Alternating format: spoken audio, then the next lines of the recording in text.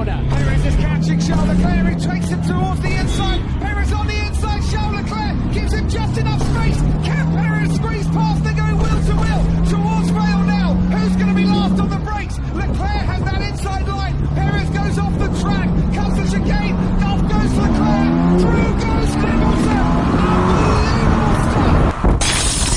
In terms of road safety, it's the driver behavior. That's the core of it. I was lucky I was doing it in a small town, but I know a lot of people do their driving test in Oslo, where it's a lot harder. And this is very expensive. It costs you up to 6,000, 7,000 euro. Driving schools should function in a way that driving should be considered as an education, not just as a business.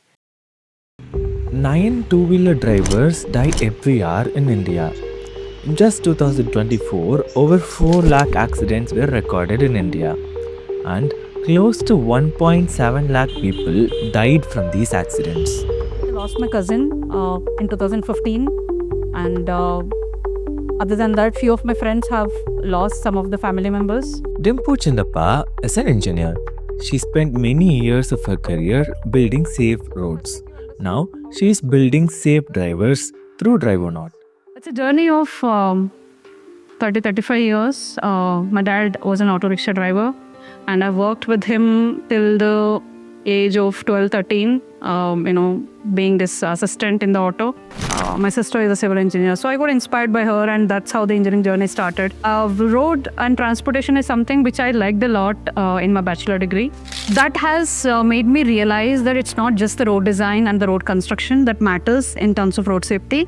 It's the driver behavior. That's the core of it. It is an open secret that getting a driving license in India does not equal knowing how to drive correctly. Right now, the present situation in India and any other developing country that you see, it's easy to get the driving license. And we have to work towards, as a nation, to earn the driving license. How many road rules do you need to know before you get a license in your country?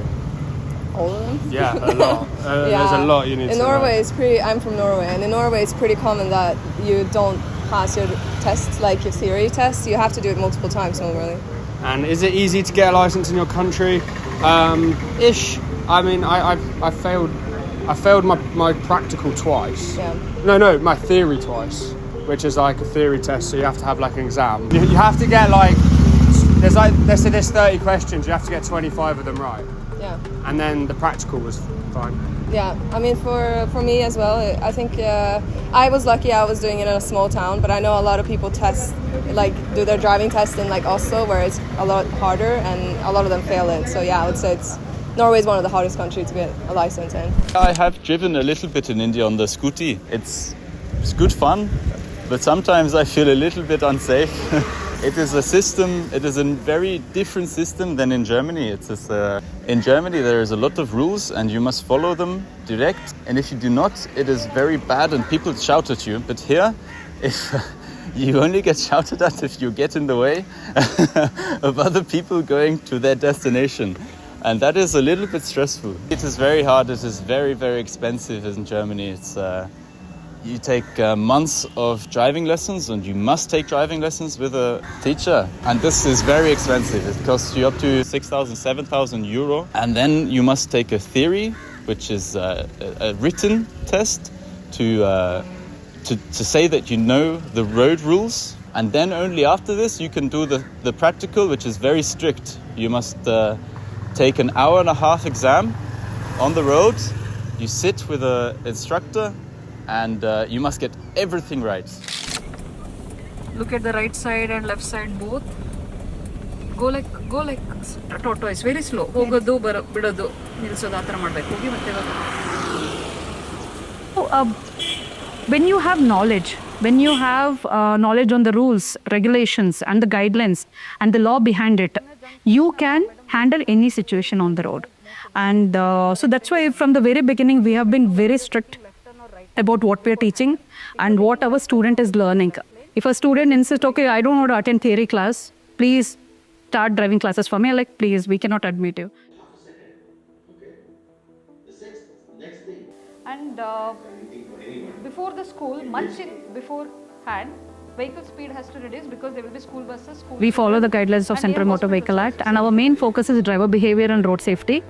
And without teaching that in the theoretical classes, even in driving classes, we just don't sit on the left and control in the dual clutch and brake.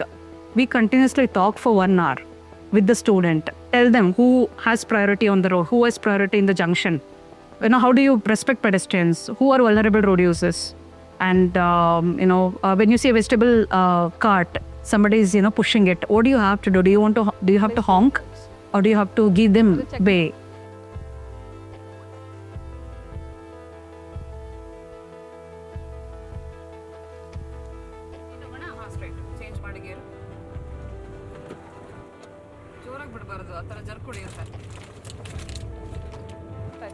This one.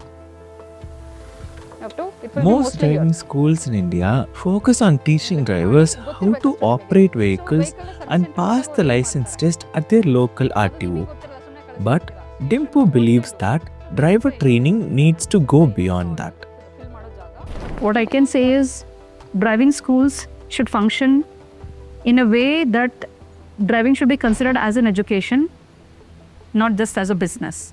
When you take it in the angle of business, you will compromise on the quality of education. Business is there at the back end, but at the front end, you have to give full focus on the education aspect and the quality of your education. And the purpose of driving school should change. It's not just getting the driving license for the students. It's making sure that they are able to drive safely at the end of the course. And how many of them are doing it? So that's what we are trying to change, and we request all driving schools to change. We need to have that ecosystem where everyone thrives. One thing, as we say, road is a public property, so I can't tell it is mine, so I go first. And I sometimes, in my two-wheeler or even when I'm just a pedestrian also, I found it that we don't wait for somebody, and that causes the time of everybody. So sometimes even like randomly walking on the road, I have found that why couldn't he wait? If he would have waited a couple of seconds, this whole mess wouldn't have occurred. So if I am going in front, what can I do to stop others from doing the wrong? Drivonaut is one of few organizations trying to make a difference in a country with over 2 crore licensed drivers. But is this enough? What can the government do to change the culture? Do let us know your thoughts in the comments below.